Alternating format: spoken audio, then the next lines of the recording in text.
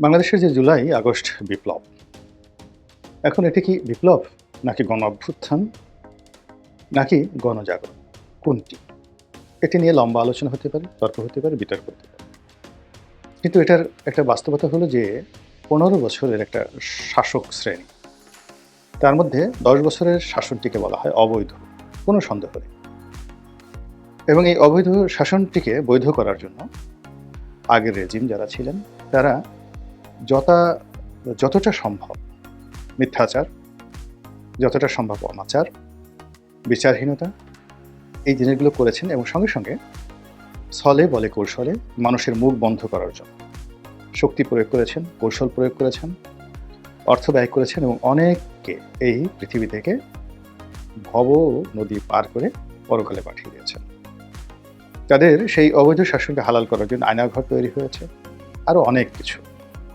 এবং হীরক রাজার দেশের মতো করে নিজেদের শাসন ক্ষমতাকে এবং শাসনকালকে বিশ্বের কাছে, মানুষের কাছে দৃশ্যমান করার জন্য তারা অনেক মুরাল তৈরি করেছেন, ভাস্কর্য তৈরি করেছেন, মূর্তি তৈরি করেছেন, গল্প লিখেছেন, কবিতা লিখেছেন, সাহিত্য তৈরি করেছেন, চলচ্চিত্র নির্মাণ করেছেন, কিন্তু শেষ রক্ষা হয়নি।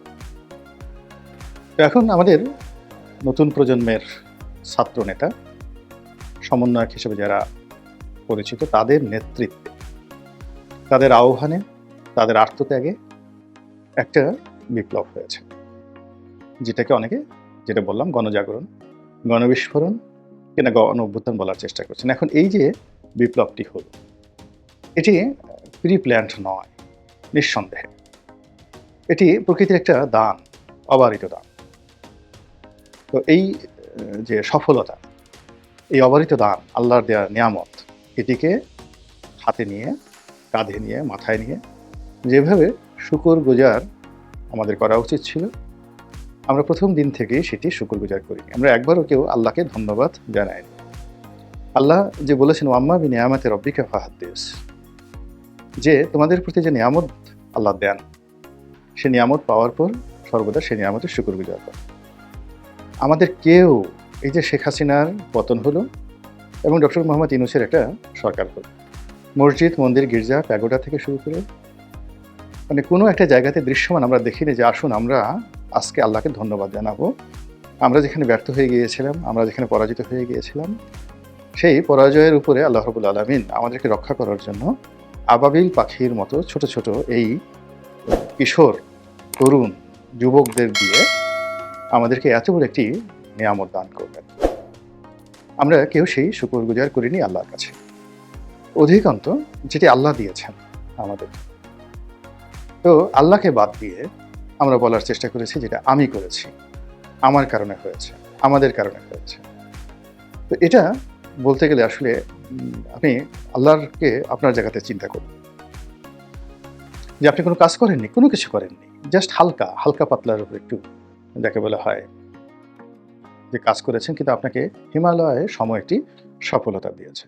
আর সেই সফলতা লাভ করার পরে আপনি বলেছেন বা বলছেন, তা তো বটেই, এরকমই তো হওয়ার কথা, আমি তো হিমালয়ের জন্যই তো পরিশ্রম করেছি, এই জন্য আমি হিমালয় পেয়েছি।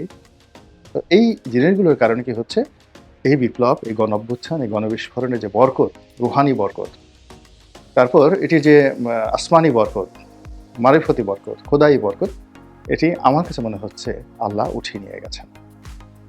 নচেত যেভাবে হওয়ার কথা ছিল এখনো পর্যন্ত তার একটা নেতিবাচক জিনিস হয়নি। যেমন একটা বিপ্লব হলে প্রতি বিপ্লব হয়, আমাদের এখানে এই ৩ মাসের মধ্যে প্রতি বিপ্লব তো দূরের কথা, প্রতি বিপ্লবের পও আমরা এখনো শুনতে পাইনি। তারপর মানুষ অসীম ধৈর্য নিয়ে এখনো পর্যন্ত সহযোগিতা করে যাচ্ছে। ২ নম্বর হলো যে যাদেরকে নিয়োগ দেওয়া হয়েছে মন্ত্রী পরিষদে এবং উপদেষ্টা হিসেবে যিনি নিয়োগ লাভ করেছেন, তাদের অন্তর কেমন আমরা জানি না, তাদের চরিত্র ইন্টারনালি কেমন তাও জানি না, তাদের এই রাষ্ট্র পরিচালনার যোগ্যতা তাও জানি না, কিন্তু দৃশ্যমান লেখাপড়ার সার্টিফিকেট, কথাবার্তা, তারপরে তাদের দর্শন, সব মিলিয়ে আমাদের সমাজের যে শ্রেষ্ঠতর মানুষ, সেই মানুষদের রিপ্রেজেন্টেশন। এমনকি যে ২ বা এখন ৩ জন ছাত্র প্রতিনিধি এখানে আছেন মন্ত্রী পদমর্যাদায়, তারাও এই কয়েকদিনে যে যোগ্যতা প্রমাণ করেছেন নিজেদের, এটাকে আপনি অন্যান্য যারা উপদেষ্টা রয়েছেন, তাদের তুলনায় আপনি এই যুবকদেরকে বা এই তরুণদেরকে আপনি অযোগ্য বলতে পারেন না। কিন্তু তারপর কেন বরকত আসছে না? কেন একটার পর একটা সমস্যা হচ্ছে? এই জায়গাগুলো আমাদের একটু খোঁজা দরকার। আর যদি আমরা সেটা না খুঁজি, তাহলে যখন আপনি দেখুন যে ইলিশ মাছ খুব ভালো মাছ, কিন্তু এটা যখন পচে যায়, এর চেয়ে বাজে মাছ হয় না। আপনি চিংড়ি মাছ পচে গেলে ভর্তা করে, শুটকি করে খেতে পারবেন, কিন্তু ইলিশ মাছ পচে গেলে আপনি খেতে পারবেন না।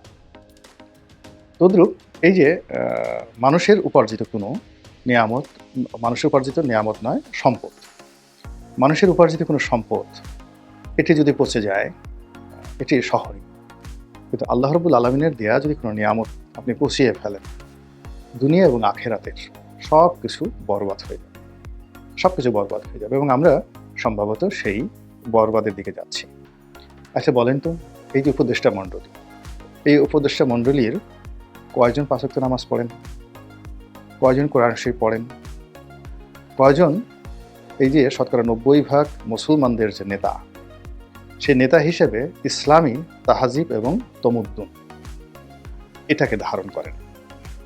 এর মধ্যে যারা আছেন কয়জন সত্যিকার অর্থে আল্লাহু আকবার, মানে আল্লাহ সর্বশ্রেষ্ঠ, সর্বশক্তিমান, এবং আল্লাহু আকবারের যে তাফসীর, সকল কিছু আল্লাহর, এই জিনিসটি মনে প্রাণে বিশ্বাস করেন? কয়জন আছেন বলেন? এর বাইরে যদি আপনি সমালোচনা করতে চান, এখানে জেনাকার, ব্যভিচার, তারপরে সমকামিতা ইত্যাদি যে বিষয়গুলো আমাদের সমাজে খুবই নিন্দনীয়, সারা দুনিয়াতে মহাকালে নিন্দনীয়, এবং এই সমস্ত কুকর্মের জন্য একটা আসমান থেকে সরাসরি গজব নাজিল হয়েছে। এই সকল কর্মকাণ্ডের যারা হোতা, তারাও এই সরকারের সাথে জড়িত হয়ে গিয়েছে বলে বরকত আসবে কোত্থেকে? এর ফলে কি হচ্ছে, এখন আর প্রতি বিপ্লবের কথা কেউ বলছে না, বলছে বিপ্লব ব্যর্থ হতে চলেছে। এবং এই বিপ্লবের যারা নায়ক, সমন্বয়ক যারা রয়েছেন, তারাই এখন দশমুখে এই কথাগুলো বলছেন। তাদের নিজেদের মধ্যে অন্তর্দ্বন্দ্ব দেখা দিয়েছে। অনেক সমন্বয়ক, যাদের সংখ্যা ছিল লক্ষ লক্ষ, তারা এখন সেই লাখ লাখ সমন্বয়কের কোঠা থেকে, হাজার থেকে শততে নেমে এসেছে, শতর নিচে, ১০০ নিচে নেমে এসেছে। এখন তারা যদি কোথাও ডাকে, ১০০ জন লোক তারা জড়ো করতে পারে না। তাদেরকে ছাত্র শিবির থেকে লোক ভাড়া করে আনতে হয়, মানে দাওয়াত করে আনতে হয়। গণ অধিকার পরিষদ থেকে, যেটা রেজা কিবরিয়ার অংশ, ওই তারেক সাহেব যেটা আছে, তারেক রহমান সাহেব, মানে রেজা কিবরিয়ার দলের যিনি নেতা, তো সেই তারেক রহমান সাহেব, তাকে আসতে হয় লোকজন নিয়ে, এই সমন্বয়কদেরকে হেল্প করার জন্য বঙ্গভবনের সামনে যেতে হয়, তারপর জাতীয় পার্টির অফিসের সামনে যেতে হয়, রাজু ভাস্কর্যে আসতে হয়। তো এই জিনিসগুলো হচ্ছে, যেগুলো হওয়ার কথা ছিল না। এটা হলো এখন প্রতি বিপ্লব নয়, ব্যর্থতার লক্ষণ। এই লক্ষণগুলো গত ১ মাসে ক্রমশ বাড়ছে। এবং মানুষ যখন একটা সার্টেন লিমিট পর্যন্ত ব্যর্থতাকে সে অ্যাবজর্ব করতে পারে, ধরতে পারে, এবং একটা নির্দিষ্ট সীমা পর্যন্ত সে ঘুরে দাঁড়াতে পারে, ব্যর্থতা থেকে সফলতার দিকে যেতে পারে, তারপরে আর পারে না। এরপরে তার পতন হয়, সে হতাশাগ্রস্ত হয়ে পড়ে এবং তার মুখ দিয়ে, শরীর দিয়ে হতাশাব্যঞ্জক বিভিন্ন কথাবার্তা বেরোতে থাকে। তো এখন এই যে বিপ্লব কি ব্যর্থ হতে যাচ্ছে, এই কথাগুলো বাইরের লোক তো বলছে ওদের দিন শেষ, আর হবে না, ওরা কোথায় যাবে। সে জেডাই খান পান্না তো অনেক আগেই বলেছেন যে আর থাক, আমার মুখ দিয়ে এই কথাগুলো বললাম না। আপনারা বিখ্যাত যে আইনজীবী জেডাই খান পান্না, তার যে কয়েকটি সাক্ষাৎকার, তিনি পাসপোর্ট নিয়ে কী বলেছেন, ভিসা নিয়ে কী বলেছেন, বিমানের টিকিট নিয়ে কী বলেছেন, সেই জিনিসগুলো আপনারা দেখেন। তো এটা উনি বলেছেন একেবারে সেপ্টেম্বর মাসে। তো সেপ্টেম্বর গেল, অক্টোবর গেল, এখন নভেম্বর চলছে। আর এই নভেম্বর মাসে এসে স্বয়ং যারা নায়ক, তাদের মধ্যে অনেকগুলো গ্রুপিং হচ্ছে। যাদের বাড়ি নোয়াখালী, তারা বলছে যে সব চট্টগ্রাম থেকে উপদেষ্টা নেওয়া হবে কেন, উপদেষ্টা তো নোয়াখালী থেকে নেওয়া হতে হবে। এই অভ্যুত্থানে যারা আহত হয়েছেন, তারা মাসের পর মাস পঙ্গু হাসপাতালে অসহায়ভাবে পড়ে আছেন, কেউ খোঁজ নেয়। এই অসহায় সমন্বয়করা হাসপাতাল থেকে অসুস্থ শরীর নিয়ে রাজপথে এসে শুয়ে পড়েছেন। আপনি চিন্তা করতে পারেন যে কত বড় অবমাননাকর খবর দেশ এবং জাতির জন্য, আপনার আমার সকলের জন্য। যারা উপদেষ্টা মণ্ডলীতে রয়েছেন, বলতে গেলে এটা অনেকটা চপেটা ঘাত তাদের সফলতার গালের উপর। ফলে কি হলো, সেই আন্দোলনকারীরা পঙ্গু হাসপাতাল থেকে আলটিমেট টাইম দিলেন যে 4 জন উপদেষ্টাকে আসতে হবে এখানে, এবং রাত 10টার। আর সেই উপদেষ্টারা হুড় হুড় করে সেখানে যেতে বাধ্য হলেন এবং গিয়ে সরি ঠরি বলে তাদের চিকিৎসা করার, বিষয়ে কথাবার্তা বলার চেষ্টা করবে। আবার কেউ কেউ বলছেন যে বিপ্লব বেহাত হয়ে যাচ্ছে শীর্ষ নেতাদের মধ্যে। কেউ কেউ বলছেন যে আমাদেরকে এই বিপ্লবকে ব্যর্থ করে দেওয়ার জন্য রাজনীতিবিদ যারা আছেন তারা পরস্পরের সঙ্গে হাত মিলিয়েছেন। এবং এই রাজনীতিবিদরা যত বেশি হাত মেলাবেন তাদের মধ্যে ঐক্যবদ্ধতা আসবে, তারা এগিয়ে যাবেন, ততই আমাদের ফাঁসির যে দড়ি ফাঁস, নাউজুবিল্লাহ মিন যালিক, এটা যেন আমাদের সন্তানদের জীবনে না ঘটে। তো এটা ক্রমশ এগিয়ে আসছে এবং এটা যে কত বড় একটা নির্মম কান্না বিজড়িত একটা কথা। এই ছেলেগুলোর দিকে আপনি চিন্তা করেন যে আগস্ট মাসের ৩, ৪, ৫, ৬, ৭ এদের প্রতি আমাদের কি ভক্তি ছিল, শ্রদ্ধা ছিল, স্নেহ ছিল। তো হঠাৎ করে আমরা কেন এদেরকে শত্রু ভাবছি? এরা তো এখনো সেই আওয়ামী লীগ জমানার, বিএনপি জমানার সেই দুর্নীতি, এরা তো খাম্বাকাণ্ড এখনো ঘটায়নি। এরা তো এখনো হাওয়া ভবন তৈরি করেনি। এই ৩ মাসে একটা হাওয়া ভবন তৈরি করে। এদের মধ্য থেকে সালমানিকুর রহমানের শেয়ার মার্কেট লুট করার ঘটনা ঘটে, কিংবা এরা ওই কোরিয়া থেকে ফিগারেট কিনে তারা সেখান থেকে ৮০০ কোটি টাকা মেরে দেওয়ার কোনো পরিকল্পনা এখন পর্যন্ত এদের মধ্যে থেকে হয় রাজনীতিবিদদের। এরশাদ জামানাতে জাপানি বোর্ড মারুবিনি কোম্পানি, তারা সেই মারুবিনি কোম্পানির কাছ থেকে কমিশন নেয়।